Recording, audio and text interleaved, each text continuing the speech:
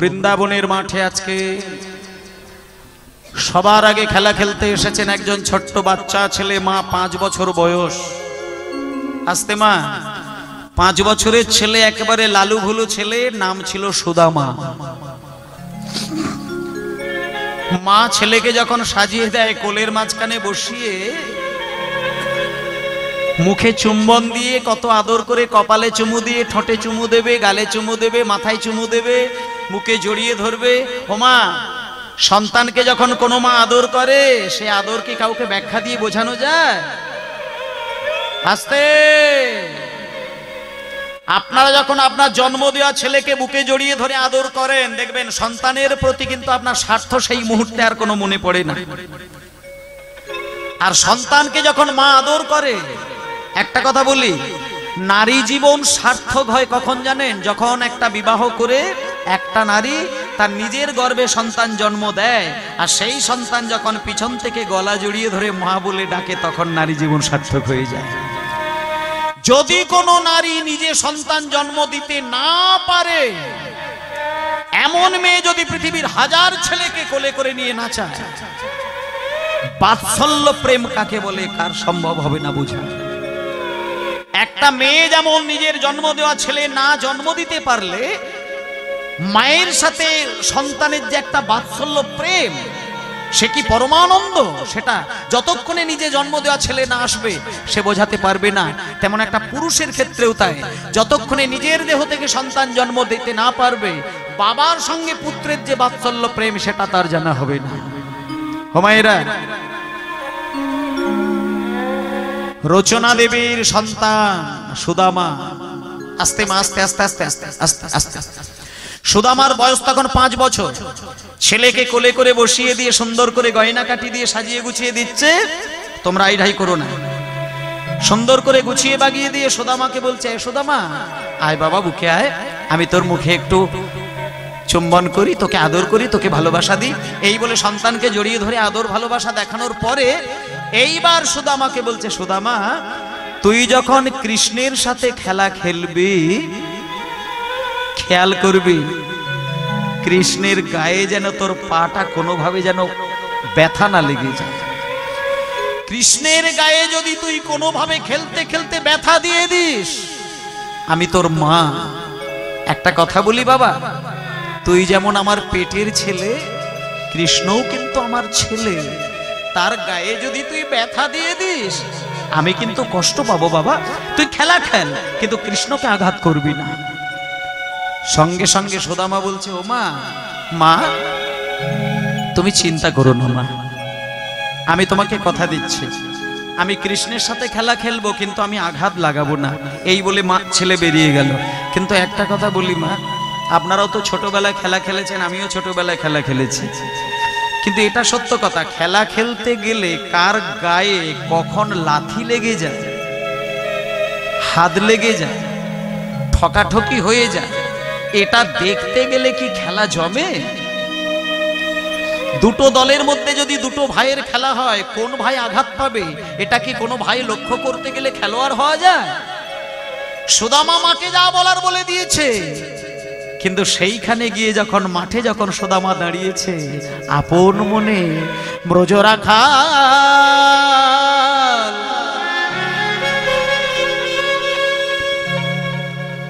যমুনার কোলে।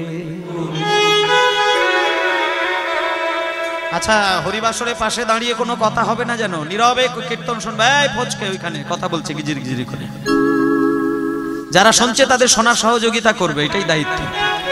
ব্রজরাখাল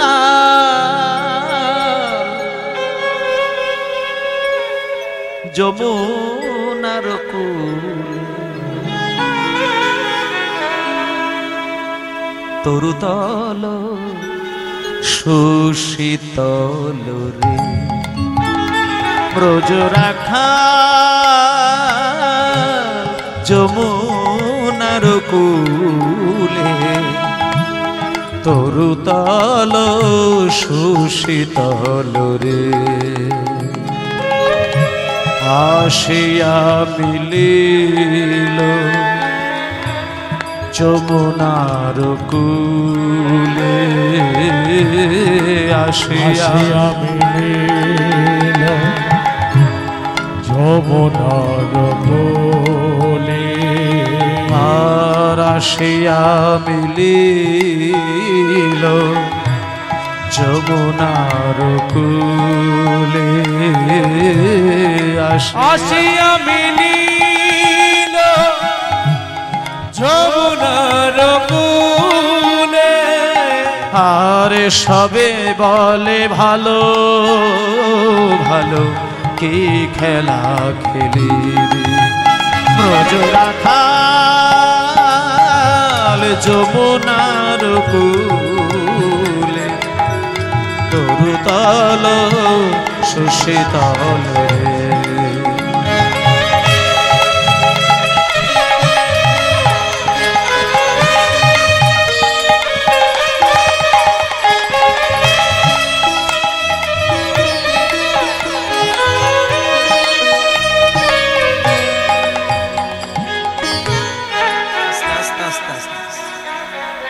ভক্তমণ্ডলী মায়েরা এইবার লীলাটাকে মন দিয়ে আস্বাদন করবেন। তত্ত্ব শোনার এক ধরনের ধাত থাকে, এক ধরনের মনোযোগের দরকার হয়, আর লীলা আস্বাদন করার মনোযোগটা আলাদা হয়। এইবার লীলার মধ্যে আমি প্রবেশ করছি। আজকে এবার ছবির মতো লীলাটা আস্বাদন করবেন। আপনি আমার দিকে তাকিয়ে থাকবেন ঠিকই, কিন্তু ছবির মতো হৃদয়ে কিন্তু লীলাটাকে দেখবেন। যেমন আগেকার দিনে বাবা মা বা আমরাও রেডিও দেখেছিলাম। রেডিও শোনে না রেডিও দেখে? আমার তো মনে হয় রেডিও দেখে। খেয়াল করে দেখুন, তখন রেডিও চলতো, 10 জন বাড়িতে বসে থাকতো মাথা নিচু করে, যা ঘটনা শুনতো হৃদয়ে ছবির মতন পটে দেখত। একটা নাটক, একটা যাত্রা ছবি তৈরি করে দিয়েছে হৃদয়ে, এত তার মনোনিবেশ। তাহলে রেডিও শুনতে শুনতে হৃদয় ছবি হয়ে যায়, সেই ছবি নিজের হৃদয়ের মধ্যে চোখ বন্ধ করে দেখে। হরিবাসরে যখন কীর্তন শুনবে, ভক্ত যখন হৃদয়ে দেখতে শুরু করে দেয়, সেই ভক্ত গোবিন্দ চরণ পেয়ে যায়।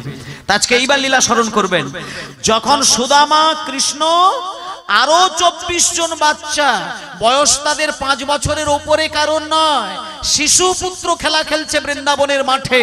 আচ্ছা বলুন মায়েরা, কৃষ্ণের বাবার নাম কি? কৃষ্ণের বাবার নাম কি?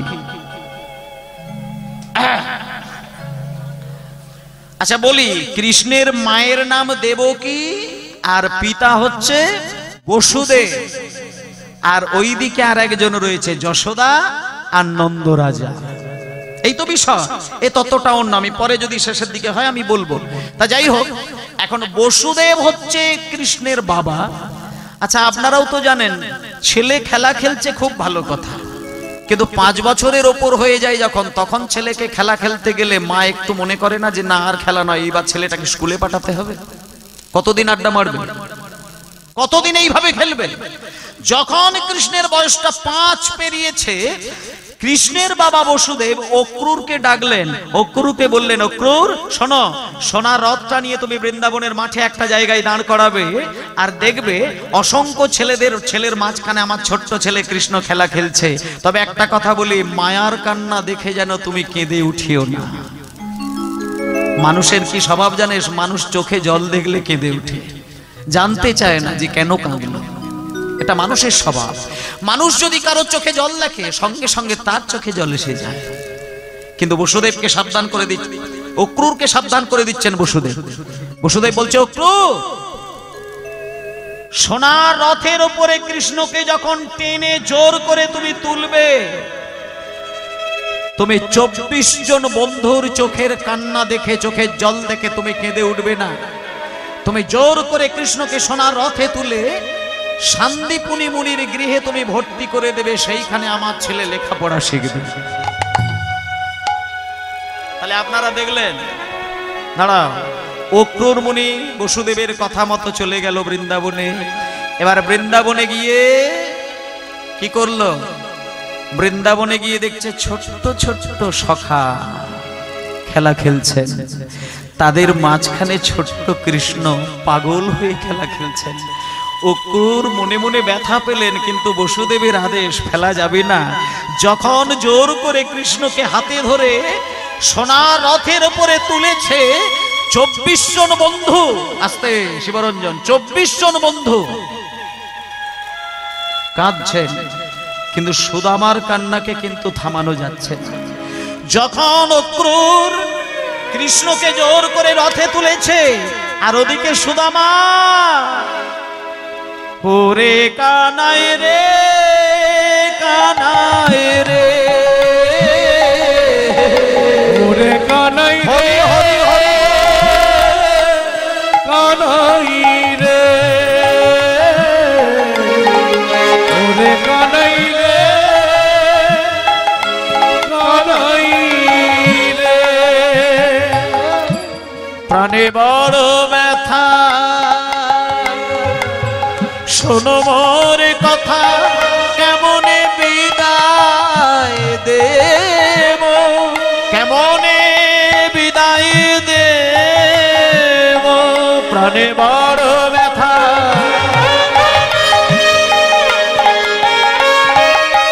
কেমনি বিদায় দেব, কেমনি বিদায় দেব, ওরে কানাই রে কানাই রে, ওরে কানাই রে, কানাই রে, ওরে কানাই রে কানাই রে। মায়েরা, ভালোবাসা কাকে বলে জানেন? ভালোবাসা, এখানে যদি কেউ কোনোদিন কাউকে ভালোবাসতে পেরেছেন, আমি তাকে বলবো ভালোবাসার শব্দটা বোঝেন না। একটা কথা বলি মা, সত্যিকারের যদি ভালোবাসতে পেরেছেন, ভাগবতে তার প্রমাণ দিয়েছে, শাস্ত্রে তার প্রমাণ দিয়েছে, আপনি যদি কাউকে ভালোবাসার উদ্দেশ্যে ভালোবেসে থাকেন, ভালোবাসা দুটো ভাবে হয়। এক হচ্ছে কিছু চাইবার জন্য ভালোবাসা, আর ভালোবাসার জন্য ভালোবাসা। কেউ যদি এইভাবে ভালোবাসে যে আমি শুধু ভালোবেসে যাব, কিচ্ছু নেব না, কিচ্ছু নেব না। ভালোবাসার মানুষকে দেখবেন দিলে আনন্দ হয়, প্রতিদানে চাইলে পরে আনন্দ হয় না। তাকে বলে অহৈতুকী প্রীতি। যেমন সন্তানকে মা ভালোবাসে, কোনো স্বার্থ নেই, কোনো স্বার্থ নেই। আমি অন্তত এটা বলতে পারি, মা বাবা যখন ছেলেকে ভালোবাসে, সেই ভালোবাসায় কোনো স্বার্থ লুকিয়ে থাকে না। কিন্তু ছেলে মেয়ে যখন মা বাবাকে পাগলের মতন ভালোবাসে, খেয়াল করলে দেখা যায় কোনো না কোনো স্বার্থ থাকলেও থাকতে পারে। তবে একটা কথা বলি মায়েরা, যদি সত্যিকারের কাউকে ভালোবেসেছেন, দেখেছেন, এটা প্রমাণ দিয়ে দিচ্ছি, ভালোবাসার মানুষ যদি কাউকে ব্যথা দিয়ে চিরতরে বিদায় নেয়, আপনি খেয়াল করে দেখবেন আপনার ভালোবাসাটা সত্যি ছিল না মিথ্যে ছিল, তার প্রমাণ 10টা জিনিসে প্রমাণ হয়ে যাবে।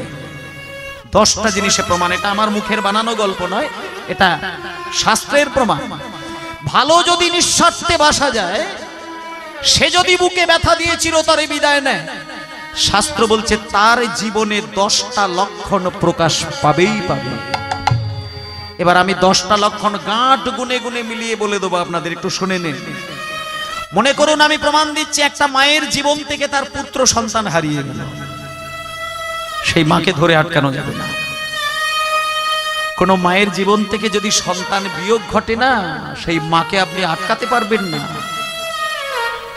আপনি তার গায়ে যদি আঁচ দেন, আগুনও ছড়িয়ে দেন, মা টের পাবে না, শুধু সন্তানের জন্য কাঁদবে। তাহলে এহেন ভালোবাসা আঘাত দিয়ে যদি চলে যায়, শাস্ত্র বলছে 10টা লক্ষণের প্রথম লক্ষণটা হবে লালসা। লালসা, যাকে আমি হারিয়েছি, ভালোবেসে আমার হৃদয়কে আলো করে রেখেছিলাম, তাকে আমার পাবার দরকার নেই, পাবার দরকার নেই। হারিয়ে যখন ফেলেছি, একটা মিনিটের জন্য, একটা মুহূর্তের জন্য, একটা নিমেষের জন্য শুধু তাকে শেষবারের মতো আমি দেখতে চাই, এটাকে বলে লালসা। এটা প্রমাণ দেখে নেবেন, নিজেই উপলব্ধি করে দেখবেন। ভালোবাসার মানুষ চলে যাবার পরে আর আশা করে না, শুধু শেষবারের মতো একটুখানি দেখতে চাই। 1 নম্বর লালসা। দ্বিতীয় হলো উদ্বেগ।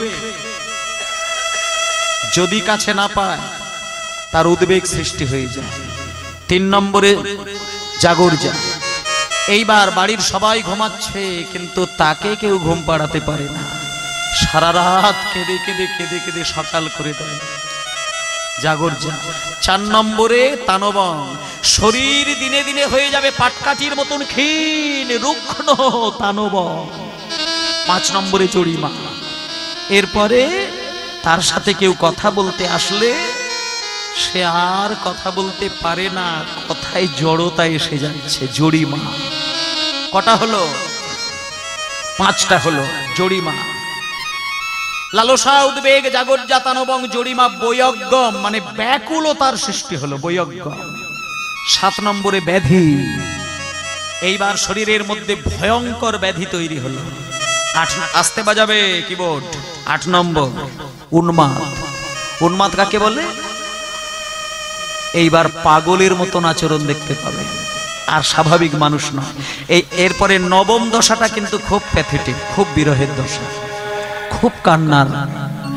যখন আপনার কোনো প্রিয়জন নার্সিং হোমে ভর্তি থাকে, মারা যাবে বলে সংবাদ হয়ে যায়, আপনি কাঁদতে কাঁদতে নার্সিং হোম বা হসপিটাল থেকে যখন ফেরত আসেন, আপনার পাশের বাড়ির মানুষটা যখন জিজ্ঞেস করে কাকাবাবু কেমন আছেন, বাবা কেমন আছেন, মা কেমন আছেন, আপনি শুধু নীরবে মাথা নিচু করে বলেন কোমায় চলে গিয়েছে।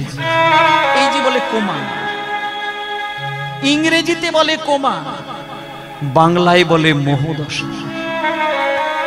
আপনি গিয়ে দেখবেন চোখটা তাকিয়ে রয়েছে নীরবে, ভাবছেন কিছু দেখছে, কিচ্ছু দেখে না, স্থির হয়ে গেছে, কিচ্ছু দেখে না। মোহদশা, কোমা স্টেজ। আর 10ম দশায় মৃত্যু। ভালোবাসার জন হারিয়ে যায়, যাকে নিঃস্বার্থে ভালোবেসে আমার ইহকাল পরকাল জাতি কুল মান জীবন যৌবন সব দিলাম, সে কিনা হারিয়ে গেল। নীরবে একাসনে বসে দিনের পর দিন কেঁদে কেঁদে মৃত্যুবরণ করে। আজকে সুদামা, সুদামা কৃষ্ণকে হারিয়েছে। বাবা আদর করে ছেলেকে খেতে দেয়, মুখ ঘুরিয়ে নেয়, খায় না। মা বুকে জড়িয়ে আদর করে খেতে দেয়, সুদামা খায় না। পাগল হয়ে যাচ্ছে, দুর্বল হয়ে যাচ্ছে। সুদামার মা রচনা দেবী স্বামীকে বলছে, স্বামী স্বামী স্বামী, আমার সুদামা যদি এইভাবে কৃষ্ণ কৃষ্ণ বলতে বলতে কেঁদে কেঁদে কেঁদে কেঁদে আর কটা দিন কাটায়, আমার তো মনে হয় আমার ছেলেটা মরে যাবে। স্বামী আপনি একটু দেখুন না, আপনি একটু দেখুন না কৃষ্ণ কোথায় বসে আছে, একটু দেখুন না, ছেলেকে আমি সেইখানে রেখে দিয়ে আসবো। আমি মা হয়ে ছেলেকে রেখে দিয়ে আমি কেঁদে কেঁদে মৃত্যুবরণ করবো, কিন্তু ছেলের ক্ষতি হতে দেব না। দেখুন না কৃষ্ণ কোথায়, দেখুন না কৃষ্ণ কোথায়। মোটো খোঁজ খবর নিয়ে দেখলেন কৃষ্ণ শান্তিপুনি মুনির গৃহে। যখনই মোটুক এসে স্ত্রীকে বলেছে শান্তিপুনি মুনির গৃহে ছোট্ট কৃষ্ণ বসে লেখাপড়া শিখছে, সঙ্গে সঙ্গে মা সুদামাকে কোলে করে নিয়ে সুদামাকে বলছে, সুদামা কাঁদিস না, কাঁদিস না, আমি কৃষ্ণের সন্ধান পেয়েছি বাবা, তোকে কোলে করে নিয়ে যাবো, তুই কৃষ্ণ দেখবি, সুস্থ হয়ে যাবি, মন দিয়ে লেখাপড়া শিখবি, চল। শিক্ষার উদ্দেশ্যে সবাই তথায় চলিলাম, শিক্ষার হরিবোল হরিবোল হরিবোল সবাই চলিলাম, শিক্ষার উদ্দেশ্যে সবাই তথায় চলিলাম, উদ্দেশ্যে সবাই সবাই চলিলাম। আর বহুদিন পরে কত আনন্দ বাড়িলাম, বহুদিন পরে কত আনন্দ বাড়িলাম, আর বহুদিন পরে কত আনন্দ বাড়িলাম, বহুদিন পরে কত আনন্দ বাড়িলাম। আনন্দ আর ধরে না রে, আনন্দ আর ধরে না রে, আনন্দ ধরে না রে, যেন মরা দেহে প্রাণ এলো, আনন্দ আর ধরে না রে, মরা দেহে প্রাণ এলো, আনন্দ আজ ধরি না রে, মরা দেহে প্রাণ এলো গোবিন্দ বদন দর্শন করে হরি দেহে প্রাণ এলো গোবিন্দ বদন দর্শন করে মরা দেহে প্রাণ এলো গোবিন্দ দর্শন পালন করে মরা দেহে প্রাণ এলো আনন্দ আর ধরে না রে আনন্দ আর ধনে না রে। বাহ, আপনারা কত সুন্দর বুঝে গেলেন যে তাহলে সুদামার মা কষ্ট সহ্য করেও কিন্তু ছেলেকে রেখে দিল শান্তিপুনি মুনির গৃহে। মা বুকে ব্যথা নিয়ে বাড়িতে আসলেন কেন না ছেলের ক্ষতি চায় না। কোনো মা সন্তানের ক্ষতি চায় না বলেই মায়েদের এই অবস্থা হয়। তবুও কিন্তু কত ছেলে মাকে ভিখারিনী করে দিয়ে রাজা হয়ে বসে থাকে। কিন্তু ও মা, ছেলে যদি রাজা হয়ে মাকে পথের ভিখারিও করে দেয়, মা কিন্তু দূর থেকে ছেলেকে অভিশাপ দেয় না। এটাই মায়ের মন। ঠাকুর দেখলে মা শুধু কেঁদে কেঁদে ঠাকুরকে বলে, ঠাকুর আমার ছেলে আমাকে ভিখারিনী করে দিয়েছে, তাতে আমি কাঁদি না ঠাকুর, তাতে আমি দুঃখ পাই না। শুধু আমি কেঁদে কেঁদে কেঁদে কেঁদে তোমাকে একটা কথা বলি, আমি ভিক্ষে করে আমার জীবন কাটিয়ে দেব, কিন্তু আমার ছেলে যেখানেই থাকুক তাকে তুমি সুখে রেখো, আর আমি কিচ্ছু চাই না। এই হলো মায়ের মন। ও মা, আজকে শুধু আমার মা সুদামাকে শান্তিপুনি মুনির গৃহে রেখে দিয়ে চলে এলেন, আর সেইখানে শান্তিপুনি মুনি কৃষ্ণ সুদামাকে দেখে সামনে ডেকে নিয়ে বলছেন, এই সুদামা, এই কৃষ্ণ, তোমাদের দুইজনকে দেখে না আমার একটু প্রাণ খুলে কাঁদতে ইচ্ছে হচ্ছে। কারণ আমি এমন একজন মাস্টার মশাই যে আমি ভক্ত ভগবান একসাথে পেয়েছি। এই কৃষ্ণ, তুমি কি শেখার জন্য আমার কাছে এসেছে বলো, আমি তোমায় শেখাবো। কৃষ্ণ বললেন, গুরুদেব, আমি শুনেছি আপনি শাস্ত্রবিদ্যায় পণ্ডিত, কিন্তু হে গুরুদেব, আপনি আমাকে শাস্ত্রবিদ্যা শেখাবেন না, আপনি আমাকে যুদ্ধবিদ্যা শিখিয়ে দিন। আমাকে অনেক অসুর মারতে হবে, আমাকে রাক্ষসদের সঙ্গে লড়াই করতে হবে, আমি যুদ্ধবিদ্যা শিখবো, আমি শাস্ত্রবিদ্যা শিখবো না। গুরুদেব বললেন, কৃষ্ণ তুমি চিন্তা করো না, তোমাকে যুদ্ধবিদ্যাও শিখিয়ে দেব, সেই সঙ্গে একটু শাস্ত্রবিদ্যাও শেখো। এটা কৃষ্ণের সাথে গুরুদেবের কথা মিটে গেল। এইবার সুদামার সঙ্গে কি কথা হচ্ছে দেখুন। আস্তে, সুদামাকে এইবার গুরুদেব বলছেন, এই সুদামা, তুমি কি শিখতে চাও বাবা, আমাকে বলো তুমি কি শিখতে চাও। সুদামা তখন বললেন, গুরুদেব আপনার কাছে আমার মা বাবা পাঠিয়ে দিয়েছে, আপনি আমাকে ওই যুদ্ধবিদ্যা শেখাবেন না গুরুদেব, আপনি আমাকে শুধু বেদ পাঠ শিখিয়ে দিন, আমি সারা জীবন বেদ পাঠ করব। কি বললে? বেদ পাঠ করবে? বেদ পাঠ? তুমি কি জানো বেদ পাঠ করা ছেলে মানুষই কথা নয়। বেদ পাঠ এমন, বেদ পাঠ শুনতে শুনতে মুখস্থ করতে হয়। আর আমি যখন বেদের মন্ত্র পাঠ করব, তুমি মাথা নত করে বেদের মন্ত্রগুলোকে শুনবে, শুনতে শুনতে বেদের মন্ত্র তুমি মুখস্থ করবে। আর যখন তুমি বেদের মন্ত্রটা মুখস্থ করে ফেলবে, তখন তুমি একটা দিকে খেয়াল রাখবে, বেদ মন্ত্র জীবনে যদি কেউ মুখস্থ করে ফেলে, সেই মন্ত্র জীবনে যেন ভুলে না যায়। মায়েরা, বেদের মন্ত্র কেউ যদি ভুলে যায়, তাকে ব্রাহ্মণ ডেকে প্রায়শ্চিত্ত করতে হয়। এখানে সামনে বসে হই হই করছিস কেন? বেদের মন্ত্র মুখস্থ করার পরে যদি কেউ ভুলে, 108টা ব্রাহ্মণ ডেকে তাকে প্রায়শ্চিত্ত করতে হবে। বিশেষ করে দীক্ষা মন্ত্র যারা নিয়েছেন তাদেরকে বলছি, মন্ত্র যদি ভুলে যান, আপনার জীবনে কত অপরাধ হতে পারে, সে অপরাধ আপনার সন্তানের উপরেও পড়তে পারে। তাই আপনাদের এটা বলে দিই, দীক্ষা মন্ত্র যে নেননি, রেহাই পেয়ে গিয়েছেন। নিয়েছেন মানে আপনি মরার ক্ষণ পর্যন্ত আপনি মনে রাখবেন, যদি ভুলে যান তাহলে পাহাড় হয়ে যাবে আপনার জীবনের অপরাধ, আপনি বইতে পারবেন না। বেদে প্রমাণ আছে। তা আজকে যখন শান্তিপুনি মুনি বলছেন, সুদামা বেদ পাঠ করবে ভালো কথা, বেদ শিখবে খুব ভালো কথা, কিন্তু খেয়াল করবে বেদের মন্ত্র যদি তুমি মুখস্থ করে ফেলো, জীবনে কোনোদিন ভোলা চলবে না। যদি ভোলো তাহলে ব্রাহ্মণ ডেকে প্রায়শ্চিত্ত করতে হবে। তখন সুদামা বলছেন, গুরুদেব আপনি চিন্তা করবেন না, আমি কথা দিলাম, আমি প্রতিশ্রুতিবদ্ধ হলাম, আমি বেদ মন্ত্র পাঠ করব, জীবনে কোনোদিন ভুলবো না। দেখতে দেখতে কটা দিন কাটলো, মানে কটা বছর বলবো না, কটা মাস কাটলো। একদিন শান্তিপুনি মুনি কৃষ্ণ আর সুদামাকে পাশে বসিয়ে রেখে বলছে, সুদামা, এই কৃষ্ণ, তোমাদের জীবনে একটা শুভ খবর, খুব আনন্দের খবর, আমার কাছে এসো।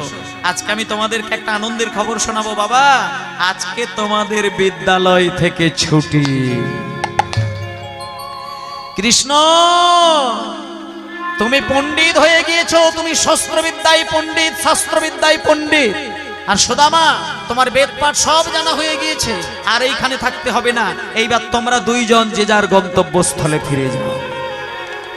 এবার মায়েরা একটা কথা বলবো, কৃষ্ণ যখন যুদ্ধবিদ্যা শিখেছে, মানে আপনি বলুন, যে কৃষ্ণ যুদ্ধবিদ্যা শেখে সে কি কৃষ্ণ, সেই কৃষ্ণ কি রাধারানীর সঙ্গে লীলা করার জন্য গিয়েছিলেন? যে কৃষ্ণ নেতা হয় সে কি প্রেম দান করবে? না। যে কৃষ্ণটা এখানে শান্তিপুনি মুনির গৃহে ধনুর্বাণ শিখলেন সুদামার পাশে বসে, সে কিন্তু রাধারানীর সঙ্গে লীলা করার জন্য নয়, সে দ্বারকা মথুরায় চলে যাবে দেশের কল্যাণের জন্য, জগতের কল্যাণের জন্য। তা যখনই কৃষ্ণ চলে যাবে বলে কৃষ্ণ তৈরি হয়েছে, সুদামা এতক্ষণ ভালো ছিল, সঙ্গে সঙ্গে যখন দেখলো যে কৃষ্ণ চলে যাবে, অমনি সুদামা, ওরে কানাই রে, কানাই রে, হরি হরি ওরে কানাই রে, কানাই রে, ওরে কানাই রে, কানাই রে, সারাটি জনম ও চাঁদ বদ, সারাটি জনম ও চাঁদ বদ, সারাটি জনম ও চাঁদ বদ, সারাটি জনম ও চাঁদ বদ, আকিয়ালব, হৃদয়ে আকিয়ালব, ওরে কানাই রে, কানাই রে, ওরে কানাই রে, কানাই রে, ওরে কানাই রে, কানাই রে। মায়েরা, কি সমস্যা দেখুন। কৃষ্ণকে ছেড়ে দিয়ে আছাড় খেয়ে যে ছেলেটা কাঁদছিল, এইখানে এসেও কটা দিন পরে আবার কৃষ্ণ বিদায় নিচ্ছে। সুদামা কিন্তু আর কৃষ্ণকে কিছু বলে না, মাথাটা নিচু করে না, চোখ থেকে কলসি কলসি জল গড়িয়ে যাচ্ছে। কৃষ্ণ যাবে কি, ছুটে এসে সুদামাকে বুকে জড়িয়ে ধরলো। মাথাটা কৃষ্ণ সুদামার মাথাটা বুকের উপরে চাপিয়ে নিয়ে মাথায় হাত বুলিয়ে বলছে, সুদামা, কাঁদিস না রে, কাঁদিস না, কাঁদিস না, কাঁদিস না। তোর চোখে জল দেখলে না আমার বুকে বড় ব্যথা লাগে রে সুদামা, কাঁদিস না। এই তো আমি কৃষ্ণ, আমি কথা দিলাম, আমি যাব প্রথমে দ্বারকায়, তারপরে যাব মথুরায়। তুই তোর বৃদ্ধ পিতামাতার কাছে ফিরে যা। তবে একটা কথা বলে রাখি সুদামা, জীবনে যদি কোনোদিন তুই দুঃখের মধ্যে পড়িস, কোনো কষ্টের মধ্যে পড়িস, আমার কাছে যেতে হবে না, শুধু চোখ বন্ধ করে আমার নামটা ধরে কাঁদবি, আমি তোর কাছে এসে দেখা দেব। আমি চললাম রে, তুই কাঁদিস না, আমি চললাম। এই বলে দেখুন শান্তিপুনি মুনি বসে রইলেন, কৃষ্ণ প্রণাম করে চলে গেল। এবার সুদামা বিদায় নেবে। সুদামা যখন বিদায় নেবে, কৃষ্ণ তো চলে গিয়েছে, সে তো আর নেই, এবার সুদামা বিদায় নেবে। বিদায় নেবার সময় শান্তিপুনি মুনির দুটো চরণে হাতটা বসিয়ে গুরুদেবের নয়নে নয়ন দিয়ে বলছে, গুরুদেব, আমি শুনেছিলাম ছোট্টবেলায় বাবার কোলে বসে গুরুদেবের কাছ থেকে যদি শিক্ষা গ্রহণ করতে হয়, শিক্ষার শেষ হয়ে গেলে গুরুদেবকে নাকি দক্ষিণা দিতে হয়। কিন্তু গুরুদেব, আমি তো শিক্ষা গ্রহণ করলাম, কিন্তু দক্ষিণা তো আমি টাকা পয়সা দিতে পারবো না গুরুদেব। তবে একটা কথা বলি গুরুদেব, আমি বিদায় নেব, আমি আপনার চরণে দক্ষিণা দেব, তবে টাকা পয়সা সোনা দানা গাড়ি বাড়ি দক্ষিণা দেব না। আমি আপনার চরণ থেকে বিদায় নেবার সময় আমি দক্ষিণা স্বরূপ আপনার চরণ ছুঁয়ে আমি প্রতিজ্ঞা করলাম, কি প্রতিজ্ঞা করলো দেখুন মায়েরা, একটা রাজাও পারবে না এই প্রতিজ্ঞা। শান্তিপুনি মুনির চরণ ধরে ছোট্ট সুদামা বলে উঠলেন, গুরুদেব আপনি যে আমাকে বিদ্যা দান করলেন, আপনি যে আমাকে পণ্ডিত বানিয়ে দিলেন, আমি আপনার চরণ ছুঁয়ে দক্ষিণা স্বরূপ আমি প্রতিজ্ঞা করলাম যতদিন বেঁচে থাকবো আমি জীবনে কোনোদিন মিথ্যা কথা বলবো না, আর অন্যায়ের সঙ্গে আপোষ করে চলবো না, তাতে আমার অন্ন জুটুক বা না জুটুক। মায়েরা একটা কথা বলি, গুরুদেব তো আপনাদের আছে, দীক্ষা গুরু হোক বা শিক্ষা গুরু হোক, খেয়াল করে দেখবেন তো পকেটে যদি টাকার গরম থাকে না, গুরুর চরণে 50,000 টাকা দেওয়া, 1 লাখ টাকা দেওয়াটা কিন্তু খুব কঠিন ব্যাপার নয়, কিন্তু গুরুর চরণ ছুঁয়ে এই কথাটা বলা কিন্তু এত সহজ কথা নয়, যে আমি যতদিন বেঁচে থাকবো জীবনে মিথ্যে বলবো না, অন্যায়ের সঙ্গে আপোষ করব না। এটা বলা যায়? সুদামা বলেছিলেন, সুদামা বলেছিলেন যে হে গুরুদেব আপনার চরণ ছুঁয়ে প্রতিজ্ঞা করলাম জীবনে এই জিহ্বায় আমি মিথ্যে কথা বলবো না, আমি অন্যায়ের সঙ্গে আশ্রয় দেব না, তাতে আমার অন্ন জুটুক না জুটুক। এত বড় প্রতিজ্ঞা করে সুদামা বাড়িতে এলেন। হোমা, সুদামাকে পাওয়া মাত্র মা কোলের ওপরে তুলে নিয়ে চোখের জলে সুদামাকে স্নান করিয়ে দিচ্ছেন। মা বাবা ছেলেকে বুকে জড়িয়ে ধরে তখনই কাঁদে ছেলে যখন সত্যিকারের মানুষ তৈরি হয়। কোনো ছেলে কোনো মেয়ে যখন কলেজে বা স্কুলে ভালো রেজাল্ট করে যখন বাড়িতে আসে, যখন মাকে এসে তার ভালো সংবাদটা জানায়, মায়ের চোখে টপ টপ করে জল গড়িয়ে যায়, আনন্দের জল, পরমানন্দের জল। সন্তান মানুষ হলে মা বাবার যেমন বুকটা কেঁদে ওঠে আনন্দে, তখন ছেলে মেয়ে অমানুষ হলে বুকের ভেতরটা দুমড়ে মুছড়ে যায় বাবার মায়ের। আজকে সুদামা পণ্ডিত, সুদামা যখন পণ্ডিত হয়ে বাড়িতে এসেছে, সুদামার মা কাঁদছে, সুদামার বাবা কাঁদছে। সুদামার বাবা বলছে, ওগো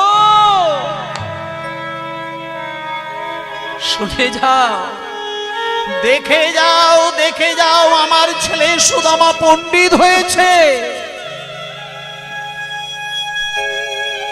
ও বেদ পাঠ শিখেছে, ও কত কঠিন কঠিন বেদের শ্লোক বলে, আমি বাবা হয়ে কিচ্ছু বুঝি না। আমার ছেলে বলেছে জীবনে কোনোদিন মিথ্যে কথা বলবে না, অন্যায়ের সঙ্গে আপোষ করে চলবে না, তাতে ওর অন্ন জুটুক বা না জুটুক। ছেলে যে এত বড় কথা বলতে পারে, বাবা আনন্দে চিৎকার করে পাড়ার লোককে জানাচ্ছে। দেখতে দেখতে কটা দিন কাটলো, দেখতে দেখতে কটা দিন কাটলো। একদিনকে সুদামার মা সুদামার বাবাকে বলছে, স্বামী স্বামী, দেখতে দেখতে আমাদের ছেলেটা তো অনেকটা বড় হয়ে গিয়েছে, এইবার যদি আমার সুদামার বিবাহটা দিয়ে দিই তাহলে কি খুব ভুল কাজ হবে স্বামী? স্বামী স্বামী, কটা দিন আমি স্বপ্নে দেখছিলাম আমাদের শরীরটা না ভালো নেই,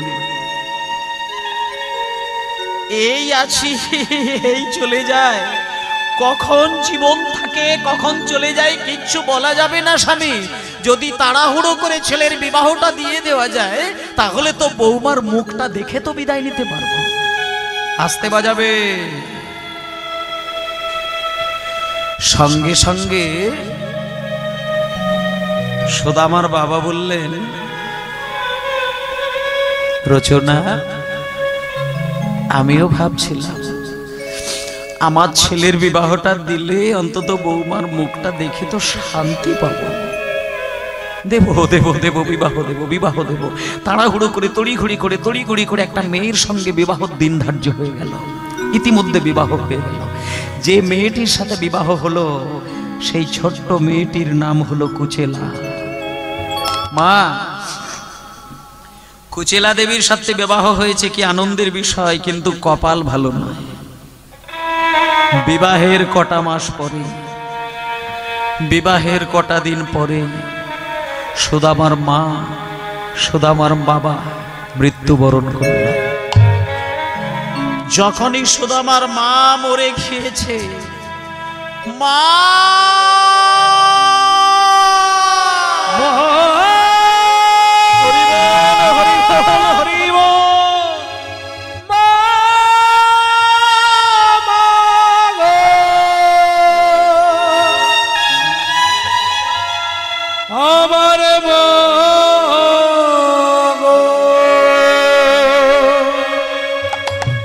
ভক্তমণ্ডলী মায়েরা, মা মারা গেল, কিছুদিনের মধ্যে বাবাও মারা গেল।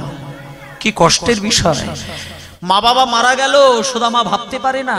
কিন্তু আরেকটা দুঃখের কথা বলি মা, সুদামা তার বাড়ি তৈরি করে দিয়েছিল। তার মা বাবা বাড়ি, জমি জায়গা, সোনা দানা অনেক কিছু রেখে গেছিলেন। কিন্তু যেদিনকে মা বাবা মারা গেল তার কটা মাস পরে কি ঘটনা ঘটলো জানেন? সুদামার গয়না কাটি, জমি জায়গা সব বিক্রি হয়ে গেল। বাবা একটা বাড়ি তৈরি করে দিয়েছিল, সুদামা অনেক কষ্টে পড়ে গিয়ে বাড়িটাও বিক্রি করে দিলেন। এবার এইখানে কিন্তু একটা তত্ত্ব আছে, বলুন মা, বলি। মা বাবা মরে যাবার পরে সুদামার হাতে যখন বাড়ি গাড়ির দায়িত্বটা এসে গেল, সুদামা বিক্রি করে দিল কেন? তার কারণটা বলি। এ জগতে সারা জীবনে আপনি যদি এতটুকু মিথ্যে না বলেন, মিথ্যার আশ্রয় না নেন, আপনি ধনী হতে পারবেন না। বড় বড় অফিসার যারা হয় না, তারা মিথ্যে কথা যদি বলা শুরু করে, রাতারাতি 10 তলা বাড়ি বানাতে পারে। আর সত্য পথে সৎ পথে চলবেন, দরকার হলে আপনার সব চলে যাবে, কিন্তু আপনি রাজা সাজতে পারবেন না। সুদামার সব চলে গেল, সব সব ভিখারি। তালপাতা দিয়ে কুঁড়ে ঘর তৈরি করে স্ত্রীকে বসায়, সুদামা কাঁদে। চোখের জল দেখে সুদামা স্ত্রী একদিন কুচেলা দেবী বলছে, স্বামী আপনি কাঁদবেন না। স্বামীর চোখের জল স্ত্রীকে দেখতে নেই, আপনি কাঁদবেন না। আমি কথা দিলাম, আমি কথা দিলাম, আমাকে ভালোবাসা দিলে আপনি তালপাতার ঘরকে আমি রাজপ্রাসাদ মনে করব, আপনি কাঁদবেন না স্বামী, আমি কিচ্ছু চাই। একটা কথা বলি স্বামী, যে সংসারে শান্তি থাকে সেই সংসারের অভাব তো কিচ্ছু এসে যাবে না স্বামী। ভালোবাসা যদি কোনো স্ত্রীকে কোনো স্বামী দেয়, কোনো স্ত্রী স্বামীকে গয়না কাটি কোনোদিন চায় না, এটা সত্যি কথা। যারা পতিব্রতা নারী হয় তারা স্বামীর কাছ থেকে কিচ্ছু চায় না, শুধু পবিত্র ভালোবাসাটা চায়, কাঙাল হয়ে ভালোবাসা চায়। আর স্বামীর ভালোবাসা পেতে স্ত্রী নিজেকে রাজরাজি করে রাখে তালপাতার ঘরের মধ্যে।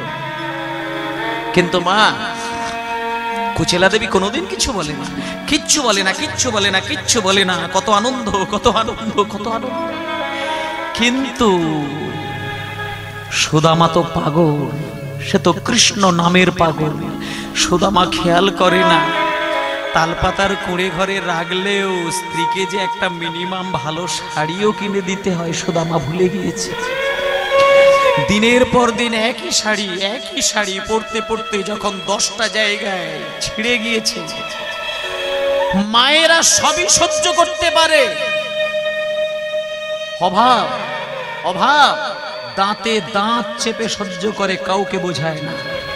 কিন্তু কোনো নারী, কোনো মেয়ে লজ্জা নিবারণের কাপড় যদি ছিঁড়ে যায়, এই দিকটা ঢাকতে গেলে যদি ওই দিকটা সরে যায়, ওদিক ঢাকতে গেলে যদি এদিক সরে যায়, তখন কিন্তু কোনো নারী আর মাথা ঠিক রাখতে পারে না।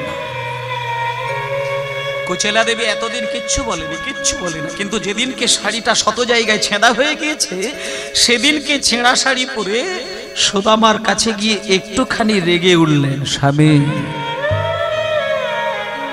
স্বামী, শুনেছি আপনার বন্ধু নাকি দ্বারকার রাজা। তাহলে যার বন্ধু দ্বারকার রাজা হয়, তার জীবনে কেন এত দুঃখ স্বামী? আপনি যান না, আপনি যান না আপনার ভাই কানাইয়ের কাছে, একটু গিয়ে হাত জোড় করে বলুন না, তাহলে তোমাকে এত জ্বালা, এত দুঃখ সহ্য করতে হয় না স্বামী। সুদামা বললেন, কুচেলা কি বলছো, কি বলছো তুমি? কুচেলা তুমি জানো না, তুমি জানো না, তুমি জানো না, ছোট্টবেলায় আমার ওই ভাই কানাইয়ের মুখে রেঠো খেতে গিয়ে আমার শরীরের গয়নাগুলো তাকে খুলে দিয়েছে। আর আজকে তুমি বলছো সংসারের অভাব, আমি আমার ভাই কানাইয়ের কাছে হাত পেতে চাইবো? কুচেলা আমি না খেতে পেয়ে মরে গেলেও ভাই কানাইয়ের কাছে হাত পেতে আমি চাইবো না। কিন্তু কি হলো জানেন মা, অভাবে স্বভাব নষ্ট হয়, কিন্তু ভালোবাসা তো কাউকে ছেড়ে কথা বলে না। যখন কুচেলা দেবী একটু কষ্ট দিয়ে স্বামীকে কথা বলে ফেলেছে, স্বামীর চোখে জল এসে গেছে, বুদ্ধিমতী কুচেলা সঙ্গে সঙ্গে চোখের জলটা মুছে কথাটাকে ঘুরিয়ে দিলেন। স্বামী, আপনি কিছু মনে করবেন না, আসলে না আপনাকে ওইভাবে বলতে চাই না, আসলে আপনাকে আমি একটু আস্তে আপনাকে আমি বলতে চাইছিলাম কি, মানে আপনি তো আপনার ভাই কানাইকে বহুদিন দেখেননি, আপনার মনটা কয়েকটা দিন আমি দেখছি অস্থির হয়ে উঠেছে, তাই আমি আপনাকে একটু ঘুরিয়ে ফিরিয়ে বলতে চাইছিলাম যে আপনি অনেকদিন তো বন্ধুকে দেখেননি, আপনার বন্ধুকে একটু দেখে আসুন। না না না না না না না, তাকে দুঃখের কথা বলতে হবে না, আপনি শুধু দেখেই চলে আসুন। আপনাকে যদি দুঃখের কথা বলে আপনি বলবেন আমরা খুব ভালো আছি, আমাদের কোনো অভাব নেই, আপনি চলে যান, আপনি চলে যান। কুচেলা, খুব ভালো কথা বলেছ, আমি কয়েকটা দিন না রাত্রির বেলা হঠাৎ করে ঘুম ভেঙে গেলে আমার ভাই কানাইয়ের কথা কেন জানি না মনে পড়ে, আর বুকের ভেতরটা আমার খা খা করে ওঠে। কবে যাবেন স্বামী, কবে যাবেন? আপনি যাব তো, কিন্তু আবার কিন্তু কি, আপনি চলে যান, আপনি চলে যান। সুদাম বলছে কুচেলা কাছে এসো, কাছে এসো, একটা কথা বলি, 10 বছর ছাড়া। শোনো কুচেলা, ঘন ঘন যদি কারোর বাড়িতে কেউ গিয়ে দাঁড়ায়, কোনো কিছু হাতে করে নিয়ে যেতে লাগে না, কিন্তু 10 বছর 20 বছর ছাড়া যদি কেউ তার বাড়িতে গিয়ে দাঁড়ায় কোনো কিছু হাতে করে না নিয়ে গেলে ভদ্রতা থাকে কি কুচেলা? তাই কুচেলা, আমি আমার ভাই কানাইয়ের কাছে যাব, কিন্তু একটা কথা বলবো কুচেলা, কথা বলবো, যদি কিছু এনে দিতে আমায় পারো উপায়,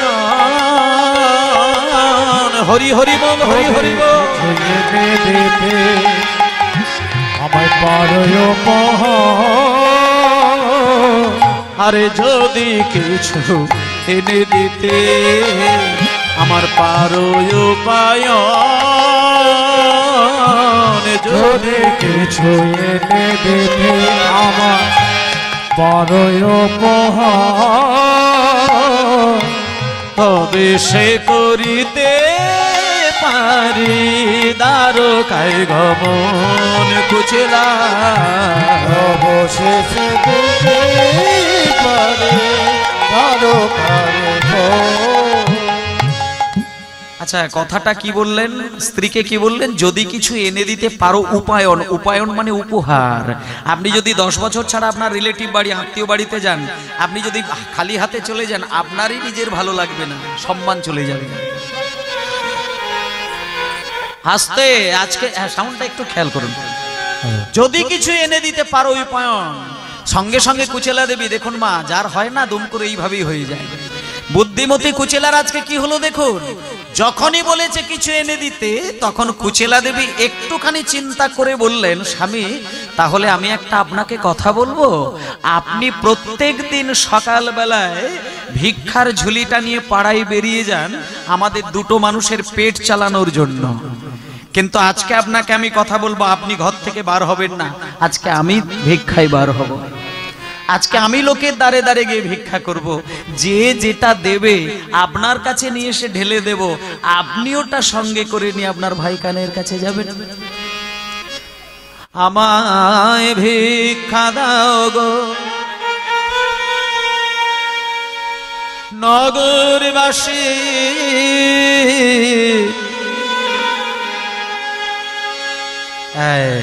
এইবার কুচেলা দেবীর কৃষ্ণ প্রেম আসলো। দেখুন, একটা কথা বলি আপনাদের, একটা কথা বলি, ভিক্ষার গান গাইছে বলে কেউ যেন মনে করবেন না যে হয়তো কীর্তনিয়াকে ভিক্ষা দিতে হবে। একটা ব্যক্তি উঠবেন না, যতজন আছেন বসে থাকবেন, শুধু গানটা শুনে যাবেন। মানে আপনাদেরই মতন কিন্তু সুদামা স্ত্রী, তিনি কিন্তু আজকে প্রথম ভিক্ষায় বেরোলেন, নিজের মান সম্মান নিয়ে তিনি ভাবলেন না, তিনি মান সম্মান ভুলে গিয়ে দাঁড়ে দাঁড়ে গিয়ে আমায় ভিক্ষা দাও গো নগরবাসী, ভিক্ষা দাও আমায়, আমার তাই গৌর হরি বল, নগরবাসী ভিক্ষা দাও আমায়। আচ্ছা, ভিক্ষা নয় গো মা,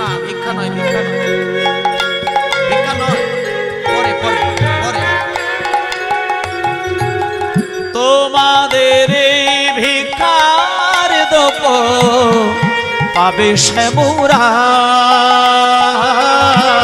তোমাদের ভিকার দেব পাবে শ্যামরা, আরে তোমাদের ভিখার দ্রব্য পাবে শ্যামরা, তোমাদের ভিকার দেব পাবে শ্যামরা, ভিক্ষা দাও আমায়, আমায় ভিক্ষা, হরি হরি হরি হরি নগর বাসে ভিক্ষা দাও আমার ভিক্ষা দাও নগরবাসী, ভিক্ষা দাও আমার। পশ্চিম দিকে ভিক্ষায় বেরিয়েছিল মায়েরা। পাড়ার মানুষ তো সবাই সমান নয়, সবাই সমান দৃষ্টিতে দেখেও না। এই হরিনাম হচ্ছে, বলুন আপনার পাড়া সবাই কি এসেছে কীর্তন শুনতে? এই গ্রামের সবাই এসেছে? একটা গ্রামে যে কীর্তন হয়, একটা গ্রামে যত ব্যক্তি থাকে সবাই যদি হরিবাসরে বসে, আমি বলে দিচ্ছি এখানে জায়গা দেওয়া যাবে না বসার, কিন্তু শুনবে না। আজকে পাড়ায় ভিক্ষায় বেরিয়েছে, পশ্চিম দিকে কেউ দিল না। একটা বৈষ্ণবের বাড়ি থেকে একজন এসে সুদামা স্ত্রীকে বললে, মাগো কেউ তোমাকে ভিক্ষা দেয় না মা, তুমি ওইখানে দাঁড়াও, আমি তোমাকে এক মুঠো চিড়ে দান করব। পশ্চিম দিকের পাড়াতে একটা বৈষ্ণব বাড়ি থেকে এক মুঠো চিড়ে পেলেন। দক্ষিণ দিকের পাড়ায় কেউ দিল না, একজন বাড়ি থেকে এক মুঠো চিড়ে ভিক্ষা দিলেন। পূর্ব দিকের পাড়ায় একজন বাড়ি থেকে এক মুঠো চিড়ে ভিক্ষা দিলেন। এইভাবে চারদিক থেকে চারজন বৈষ্ণব বাড়ি থেকে চার মুঠো চিড়ে পেলেন। সেই চার মুঠো চিড়ে নিয়ে সুদামা স্ত্রী কি আনন্দিত মনে স্বামীকে এসে দিলেন। যেই সুদামাকে দিয়েছে, সুদামা চিড়েগুলোকে আঁচলের মধ্যে ধরলো, ধরে তার স্ত্রীকে বলছে, কুচেলা আজকেই ছিঁড়ে আমি আমার ভাই কানাইয়ের কাছে নিয়ে যাব, আমি আর তুমি দুইজনেই অনাহারে থাকবো, কেউ কিচ্ছু খাবো না, তুমি বাড়িতে থেকো, আমি চললাম। এই বলে চার মুঠো চিড়েটাকে সুন্দর করে যত্ন করে সুদামা একটা পুটলি তৈরি করেছে। আর যেই পুটলিটা বাঁধতে গিয়েছে, ছোট্ট চিড়ের পুটলি হয়ে গেল। সুদামা ওই ছোট্ট পুটলিটা দেখে ভাবলো, আমার ভাই কানাই রাজা আর আমি পথের ভিখারি, চার মুঠো চিড়ে তাকে দেওয়া যায়? তাছাড়া রাস্তা দিয়ে যেতে যেতে কেউ যদি জিজ্ঞেস করে আমি কি উত্তর দেব? সঙ্গে সঙ্গে সুদামা বগল দাবাই করে চিড়ার পুটলিটা লুকিয়ে নিয়েছে। আর কুচেলা দেবীকে বলছে, কুচেলা তুমি দুঃখ করো না, তুমি কষ্ট পেও না, তুমি কিছুক্ষণ থাকো, কয়েকটা দিনের জন্য থাকো, আমি চললাম ভাই কানাইয়ের কাছে। ওরে কানাই রে,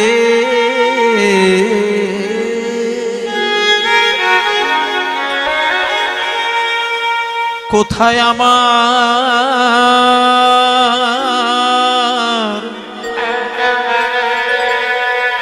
ভাই কানাইয়া,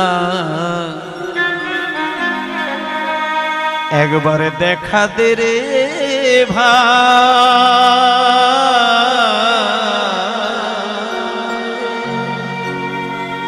কোথায় আমার ভাই কানাইয়া, দেখা দে রে ভাই,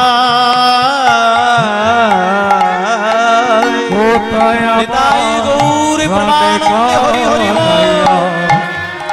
দেখা দে রে ভাই, তোর বিরহে পরাণ আমার চলে যেতে চায়, তোর বিরহে পরাণ আমার চলে যেতে চায়, তোর বিরহে পরাণ আমার চলে যেতে চায়, তোর বিরহে পরাণ আমার চলে যেতে চায়,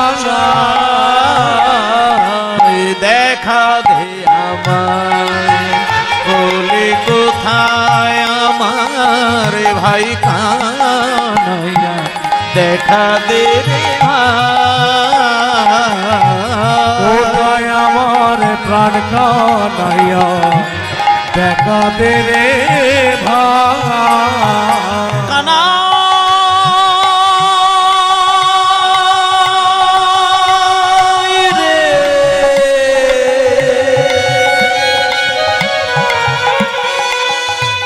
কানাই রে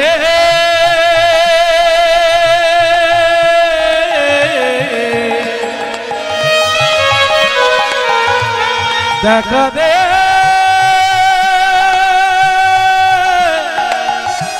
ওরে কানাই রে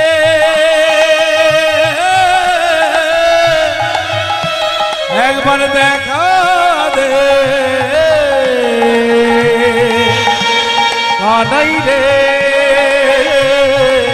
কানাই রে কোথায় আমার ভাই কানাই হরি হরি হরি হরি রে ভাই কোথায় আমার ভাই কানাইয়া দেখা দে রে ভাই।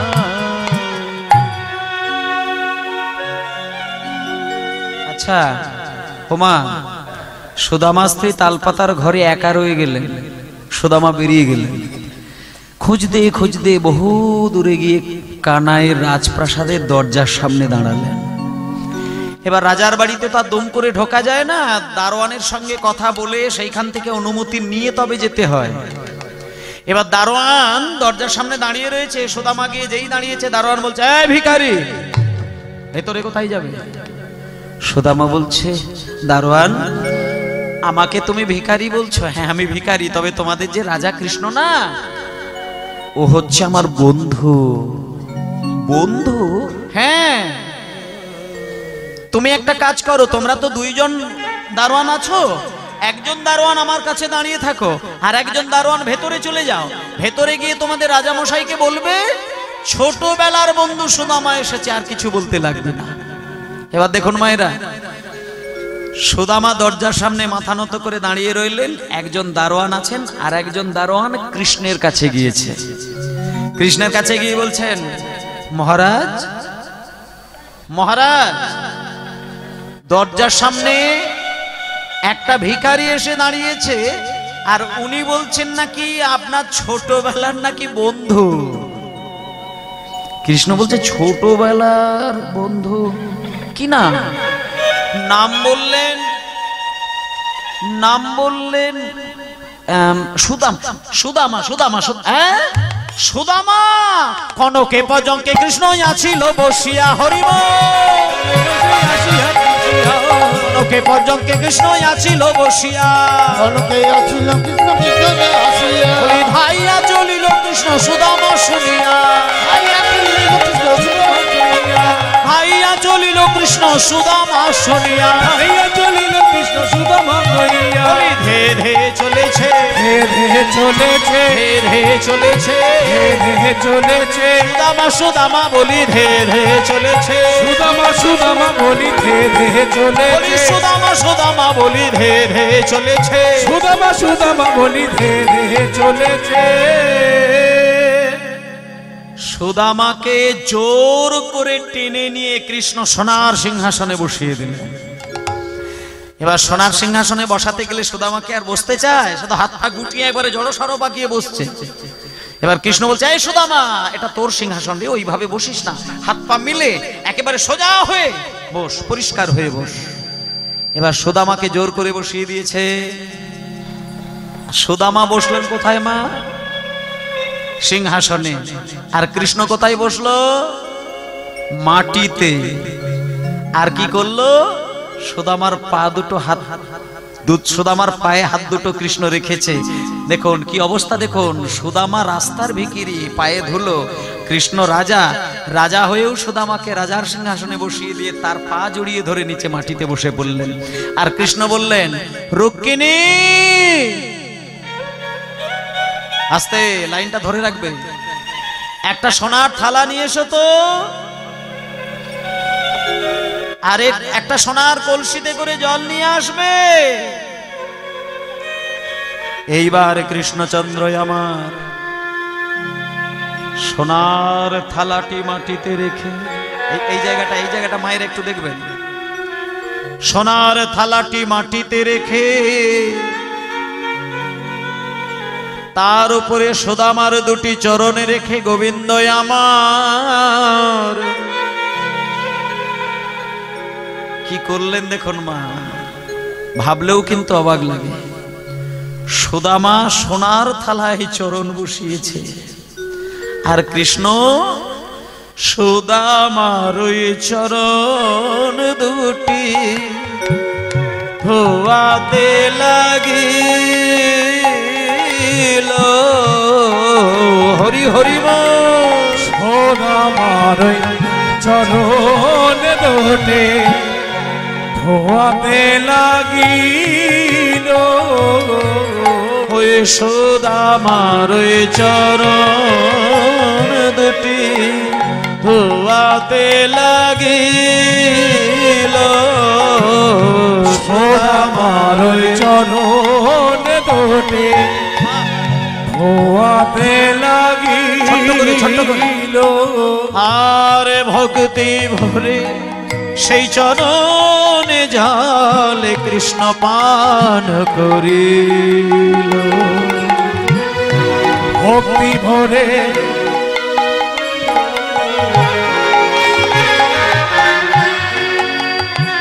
আর ভক্তি ভরে আমার দিকে, আর ভক্তি ভরে চরণে জলে কৃষ্ণ পান করিল। ভক্তি ভরে চরণ জল কৃষ্ণ ভক্তি করিল। আর ভক্তি ভরে চরণ জল পান করিল। ভক্তি ভরে চরণ জল পান করিল। একজন একজন একজন একজন বদ্যিদা বারবার মিস করছে। একজন একজন বলছি, একসঙ্গে দুজন গলা দেবে না, একজন একজন দেবে। তাহলে সুদামার চরণ ধোয়া জল কৃষ্ণ কি করলো? পান করলেন। এবার যখনই সুদামা চরণ ধৌত করা জল পান করলেন, রুক্মিণী সত্যভামা আদি সকল স্ত্রীগণ এসে স্বামীকে বাধা দিলেন। এটা আপনারাও হলে বাধা দিতেন, কিন্তু আপনারা কি বাধা দিতেন আর কৃষ্ণের স্ত্রীগণ কি বাধা দিলেন দেখুন। রুক্মিণী সত্যভামা ওনার স্ত্রী, ওনারা এসে সঙ্গে সঙ্গে স্বামীর হাতটা ধরলো। হাতটা ধরে বলছে, স্বামী আপনি সুদামার চরণ ধোয়া জল পান করলেন, পান করছেন। আপনি এক কাজ করুন, আপনি পান যখন করলেন আপনি সব চরণ জল পান করবেন না, আমাদের জন্য একটু চরণামৃত রেখে দিও। হরি হরি বল। রেখে দিও চরণামৃত রেখে দিও। চরণামৃত রেখে দিও। আমরা তো আপনার সহধর্মিণী, চরণামৃত রেখে দিও। আপনার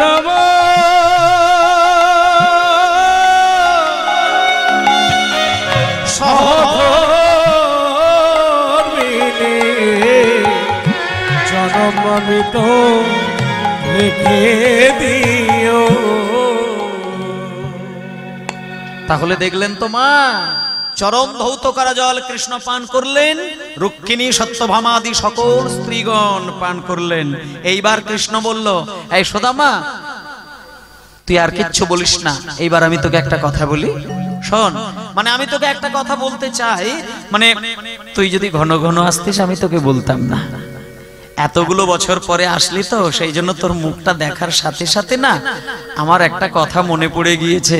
তুই যে এত কষ্ট করে আমার কাছে এসে দেখা দিলি, বৃন্দাবন থেকে আমার জন্য কোনো কিছু খাবার আনিস না, কোনো ভালোবেসে কিছু আনিস নি? যখনই বলেছে কিছু আনিসনি, সুদামা সঙ্গে সঙ্গে মনে পড়ে গিয়েছে ওই চিড়ের পুটলিটা বগল দাবায় লুকানো রয়েছে। সুদামা যেই দেখেছে 4 মুঠো চিড়ের পুটলি, এটা তো কৃষ্ণকে দেখানো যাবেই না, বলাই যাবে না। সঙ্গে সঙ্গে সুদামা মাথাটা নিচু করে কাঁদতে শুরু করলেন। আর জানা মাথা নিচু করে কাঁদতে শুরু করেছে, কৃষ্ণ ছুটে এসে বলছে, এই সুদামা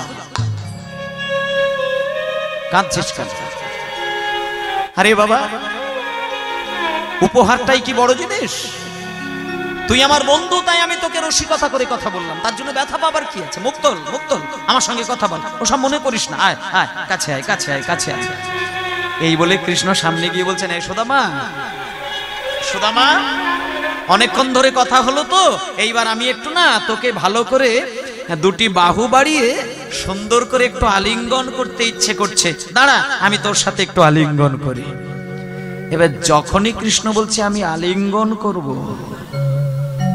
সুদামা ভাবলো কৃষ্ণ যদি আমাকে বাহু দুটো বাড়িয়ে আলিঙ্গন করে তাহলে তো বন্ধু হয়ে আমাকেও হাত বাড়াতে হবে, আর আমি যদি হাত বাড়াতে চাই আমার তো বগল দাবায় চিড়ের পুটলিটা পড়ে যাবে। সঙ্গে সঙ্গে সুদামা বলছে, কানাই অনেক দূর থেকে হাঁটাহাঁটি করে এসেছি তো, সেই জন্য ওই এখনই তোকে আলিঙ্গন টালিঙ্গন করার দরকার নেই, এখন এমনি কথা বলছিস বল। কি বললে? হাঁটাহাঁটি করে এসেছিস সেই জন্য তোর কষ্ট হয়েছে, ওসব ছাড়, সারা জীবন তোকে কষ্ট করতে হবে, আয় আমি একটু ভালো করে আলিঙ্গন করি। এই বলে কৃষ্ণ আপন শক্তি দিয়া শ্যাম আলিঙ্গন করিল, হরি হরি শক্তি দিয়া শ্যাম আলিঙ্গন করিল, আপন শক্তি দিয়া শ্যাম আলিঙ্গন করিল, আরে আপন শক্তি দিয়া শ্যাম আলিঙ্গন করিল, আপন শক্তি দিয়া শ্যাম আলিঙ্গন করিল, আর ছিড়ার পুটলি ভূমে পড়িয়া যে গেল,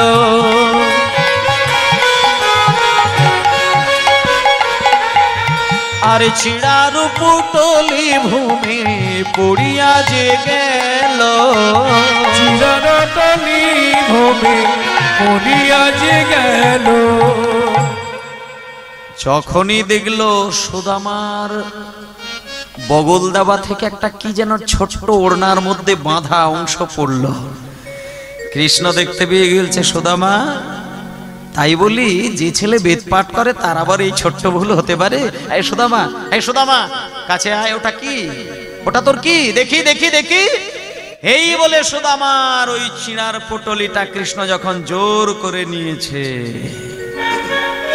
হ্যারে এই সুদামা, আমার মনে হয় তুই আমার জন্য কিছু একটা এনেছিস, দেখি দেখি দেখি দেখি।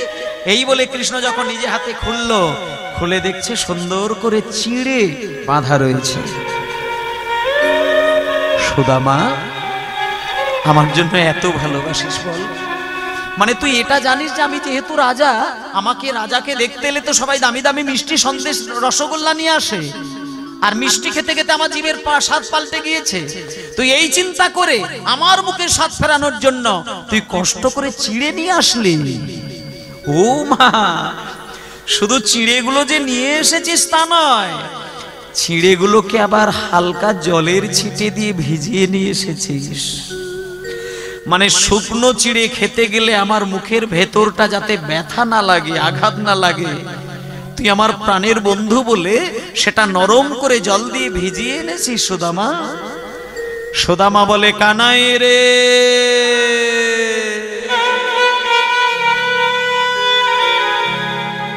সত্যি কথা বলতে কি আমি তো চিড়ে ভিজিয়ে আনি নাই,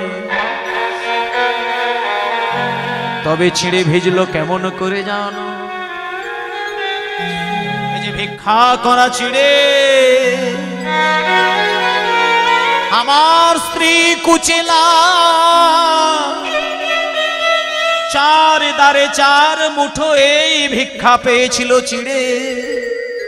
এই ভিক্ষা করা চিড়ে আমি তোর কাছে আনার সময় ভাবলাম যে বদনে ক্ষীর সরের ছানা মাখন তুলে দিতে মা যশোদার হাতে কেঁপে যেত, সেই বদনে শুকনো চিড়ে আমি কেমন করে দেব?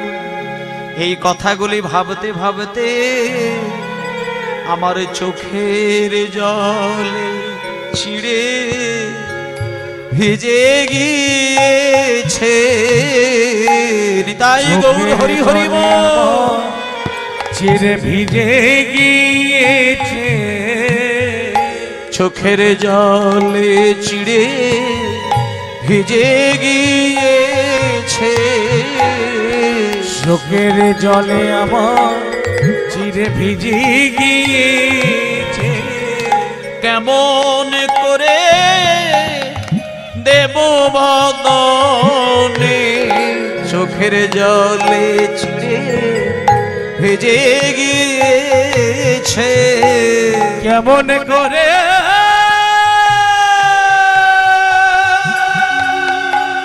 আমি দেব বলো, চোখের জলে ছিঁড়ে ভিজে গিয়েছে। এই দেখুন মায়েরা, এবার যখনই এই কথাটা বললো যে আমি চোখের জলে চিড়েগুলো ভিজিয়ে ফেলেছি, কৃষ্ণ তখন বললেন, সুদামা তুই ব্যথা পাস না, দুঃখ করিস না।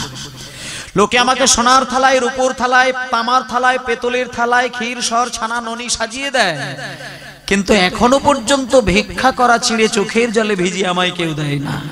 আমি কথা দিলাম, এই ছাদের তলায় দাঁড়িয়ে আমি কথা দিলাম, তোর ভিক্ষা করা চিড়ের এক মুঠো চিড়ে আমি মুখে দিলাম। আর আমি এই দাপর যুগে দাঁড়িয়ে কৃষ্ণ প্রতিজ্ঞা করলাম, আগামী কলি যুগে যদি কোনো কাঙাল ভক্ত লোকের দ্বারে দ্বারে চিড়ে ভিক্ষা করে, কোনো কিছু দিতে লাগবে না, মাটির মালসায় প্রসাদ সাজিয়ে চিড়ে, গুড়, বাতাসা, তুলসী পাতা আর ভক্তের চোখে জল মেশানো থাকে, কথা দিলাম সেই ভিক্ষা করা চিড়ে গিয়ে আমি প্রসাদ রূপে গ্রহণ করব। তাই সেই দিন থেকে কৃষ্ণ কথা দিয়ে দিয়েছিলেন। তাই দেখুন, কলিযুগে যখন মহাপ্রভুর ভোগ হয়, আপনি যদি রাজার বাড়িতেও মহাপ্রভুর ভোগের আসনে গিয়ে দেখেন, সেখানেও কিন্তু মাটির মালসা ছাড়া প্রভুর ভোগ হয় না। কারণ এটা ভগবান কৃষ্ণ বলে দিয়েছিলেন যে আমি মাটির মালসাই কাঙাল ভক্তের হাতে ভিক্ষা করা চিড়ের প্রসাদ পাবো। এটা সেই দিন থেকে বলা কথা। এবার সেই 3 মুঠো চিড়ে রইল, সবাই প্রসাদ পেলেন এবং শিব ঠাকুরও পেলেন, নারদ মুনিও পেলেন। একজন শুধু প্রসাদ পেয়েছিল না, তিনি হলেন যোগমায়া, দুর্গা। দুর্গা প্রসাদ পায় না বলে দুর্গা কেঁদে কেঁদে কৈলাস পর্বত চোখের জলে ভাসিয়েছিল আর বলেছিল, দাপর যুগে সুদামার প্রসাদ থেকে আমি বঞ্চিত হলাম, আমি কথা দিলাম এই যুগে যখন আমি সুদামার প্রসাদ থেকে বঞ্চিত হলাম, আমি কথা দিলাম আগামী কলি যুগে পুরীর মন্দিরে যখন জগন্নাথের প্রসাদ হবে, আমি সেইখানে যোগমায়া রূপে থাকব। জগন্নাথের প্রসাদের ভোগের প্রথম হাঁড়িটা আমাকে দেবে, তারপরে জগবাসী পাবে। তাই সেই দিন থেকে চিড়ে প্রসাদ এবং সেই দিন থেকে সেই যোগমায়া। তাই মায়েরা, আপনারা যদি কোনোদিন পুরী ধামে যান, দেখবেন ওখানে জগন্নাথের ভোগ হয়, এমনকি পয়সা দিয়ে ভোগ বিক্রি হয় সেইখানে।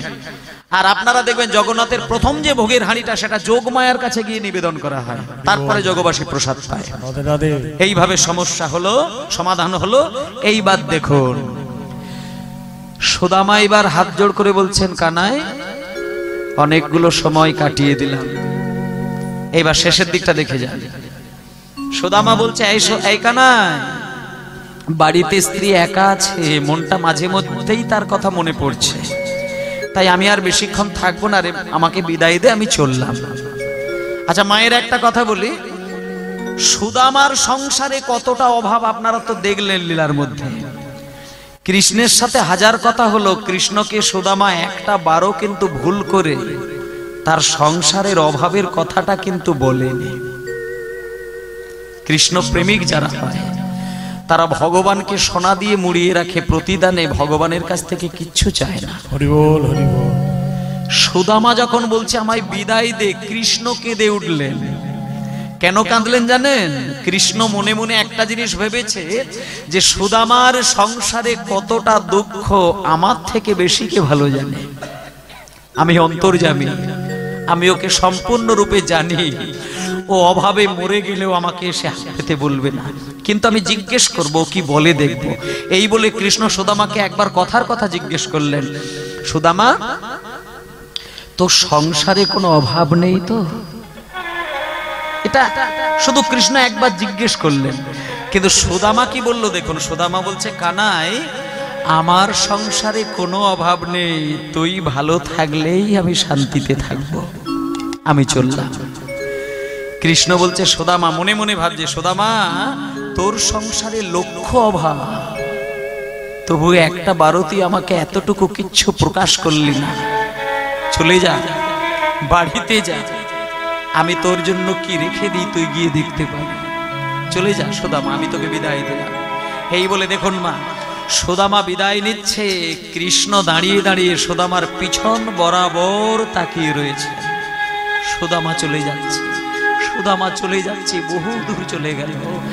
যখন সুদামা অনেক দূরে চলে গিয়েছে, গভীর জঙ্গল, সেই গভীর জঙ্গলের মাঝখানে সুদামা দাঁড়িয়ে দাঁড়িয়ে একটা কথা সুদামা ভাবছে। যে কথাটা ভেবেছিল সেটা আমি আপনাদের বলছি, সংস্কৃত ভাষার কথা। কোহাং দরিদ্র পাপিয়া কৃষ্ণ শ্রী নিকেতা ব্রহ্মবন্ধুর হৃদিষ্মহ বাহুভ্যাং পরিরম্ভিত। মানেটা একটু বলে দিই মায়েদের। সুদামা বলছে দেখুন, সুদামা তো পণ্ডিত, সে তো সংস্কৃতে গান লিখবে, পদ লিখবে। বলছে কোহাং দরিদ্র পাপিয়া, বলছে কোথায় আমি একজন দরিদ্র পাপী, কৃষ্ণ শ্রীনিকেতন, আর কোথায় কৃষ্ণ মা লক্ষ্মীর গৃহস্বরূপ ব্রহ্মবন্ধুর হৃদিষ্মহ। যেহেতু ছোটবেলা আমি তার প্রাণের বন্ধু, বাহুভ্যাং পরিরম্ভিত, তাই সে আমাকে দেখা মাত্রই ছুটে এসে বাহু বাড়ি আমাকে আলিঙ্গন করেছে।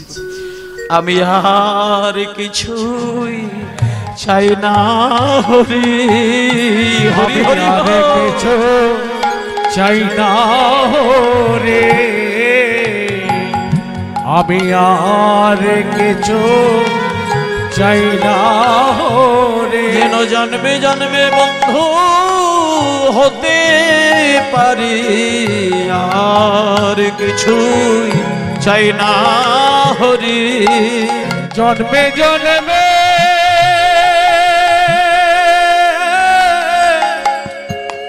বন্ধ হতে পারে,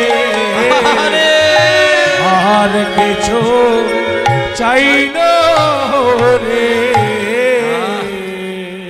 কত আবেগ দেখুন। কৃষ্ণ যদি আলিঙ্গন করে, এর থেকে কি চাইবার আছে? কি চাইবে সুদামা? আর কিচ্ছু চাইলো না। দেখতে দেখতে সুদামা যখন বাড়িতে আসলো, তালপাতার কুঁড়ে ঘর ভেঙে দিয়েছে কোন রাজা, কোন জমিদার। মনে হয় আমার বাড়িকে ভেঙে দিয়ে, কুচেলা দেবীকে সরিয়ে দিয়ে এত বড় রাজপ্রাসাদ তৈরি করেছে। যখনই সুদামা ব্যাকুল প্রাণে কাঁদতে কাঁদতে ছুটে এলো দরজার সামনে, দেখলো ভেতর থেকে সর্ব অলঙ্কারে ভূষিতা হয়ে কুচেলা দেবী বাইরে এসে দাঁড়ালেন। কুচেলা, আমি কি দেখছি কুচেলা? কার রাজপ্রাসাদ? কে গড়েছে? কুচেলা দেবী বলল, স্বামী, আপনি যেদিনকে এই তালপাতার কুঁড়ে ঘরে আমাকে রেখে দিয়ে আপনার ভাই কানাইয়ের জন্য চলে গেলেন, সেই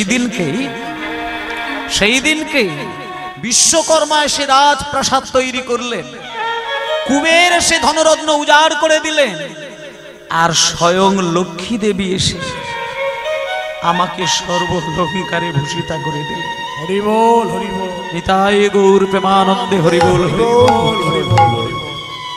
সঙ্গে সঙ্গে সুদামা বুঝতে পারল, ওরে সকারে,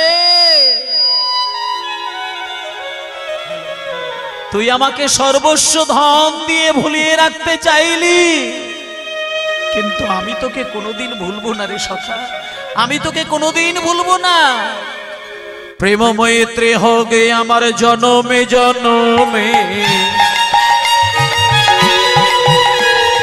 প্রেম মৈত্রী হবে আমার জনমে জনমে, প্রিয়ক্রমে হইতে আমার জনমে জনমে, আর কিছু নাহি চাই ওই শ্রী চরণে, আর কিছু নাহি চাই ওই শিশু চরণে। আর কিছু চাই না, আর কিছু চাই না, আর কিছু চাই না, আমি আর কিছু চাই না, জন্মে জন্মে বন্ধু হতে পারি আর কিছু চাই না, জন্মে বন্ধু হতে পারে আর কিছু চাই না, জন্মে বন্ধু হতে পারি আর কিছু চাই না, জন্মে বন্ধু হতে পারি আর কিছু চাই না। দেখলেন তো মা, জন্মে জন্মেই বন্ধুত্ব হয়ে এসেছিলেন সুদামা। সত্য, ত্রেতা, দাপর, কলি, এই যে আজকে দাপর যুগে সুদামা, কলি যুগে তিনি ছিলেন কে? দ্বাদশ গোপাল, তার মধ্যে একজন গোপাল যার নাম সুন্দরানন্দ পণ্ডিত। যশোর জেলায় যার আশ্রম সুন্দরানন্দ পণ্ডিত, তিনি কিন্তু সেই পূর্বজন্মের সুদামা। এবং আপনারা যদি যশোর জেলায় যান, সেই সুদামার, সেই সুন্দরানন্দ পণ্ডিতের আশ্রম আপনারা অবশ্যই গেলে দেখতে পাবেন। পরবর্তী কীর্তনিয়া আসছেন, রেডি হয়েছেন তো ওনারা? একদম রেডি, ঠিক আছে, নিয়ে আসুন। এবার মায়েরা, সত্য যুগে 4 নারায়ণের মধ্যে একজন নারায়ণ যিনি ছিলেন যার নাম হলো প্রদ্যুম্ন। ত্রেতা যুগে 4 ভাইয়ের মধ্যে একজন ছিলেন যিনি ভরত। দাপর যুগে 24 জন বন্ধুর মধ্যে একজন সুদামা। আর কলি যুগে দ্বাদশ গোপালের মধ্যে এক গোপাল সুন্দরানন্দ পণ্ডিত। এই সুন্দরানন্দ পণ্ডিত এত বড় ভক্ত ছিলেন, একদিনকে আশ্রমের ভেতরে একটা জামির গাছের তলায় সুন্দরানন্দ পণ্ডিত মনে মনে কেঁদে কেঁদে ভেবেছিলেন, এটা যদি জামির গাছ না হয়ে কদম গাছ হতো, আমি আমার ভাই কানাইকে কদম ফুল তুলে নিয়ে সাজিয়ে দিতাম। হরি বল, হরি বল, হরি বল। দেখা গেল জামির গাছের কটা ডালের মধ্যে কদম ফুল ফুটে সুন্দরানন্দ পণ্ডিতের মনের আশা পূর্ণ করেছিলেন, এবং সেই ফুল দিয়ে ভাই কানাইকে সাজিয়ে দিয়েছিলেন সুন্দরানন্দ পণ্ডিত। তাই বলছে, সুন্দরানন্দ ঠাকুর বন্দি বড়ই আসে গো,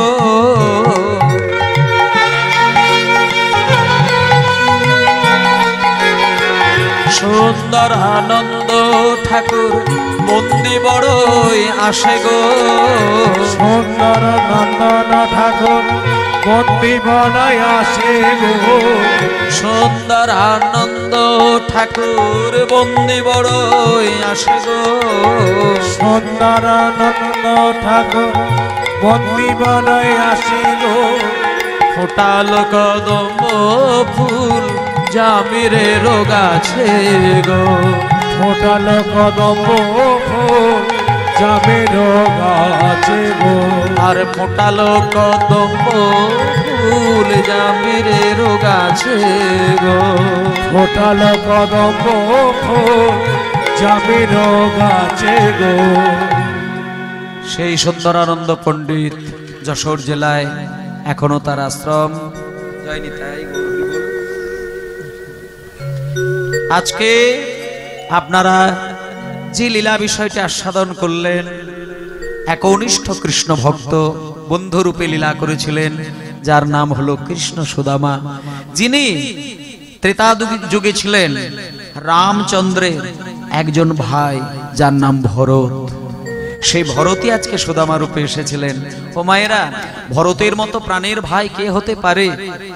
আজকালকার দিনে যতই বাড়িতে বাড়িতে ভাইয়ের সাথে ভাইয়ের মিল দেখেন না কেন, ভরতের মতন ভাই যদি কোনো দাদা পায়, জানতে হবে কোটি জন্মের স্বীকৃতি না থাকলে ভরতের মতো ভাই পাওয়া যায় না। আজকে আপনারা শুনেছেন যে রাম বনবাসে গিয়েছিলেন, 14 বছর বনে কাটিয়েছিলেন। কিন্তু মা, 14 বছর রাম যে বনে গিয়েছিল, আপনি কি জানেন যে ভরত ছিল না বলে তার বনবাস হয়েছিল? কিন্তু ভরত যদি থাকতেন, রামের বনবাস হতো না। ভরত বাড়িতে থাকলে রামের বনবাস হতো না।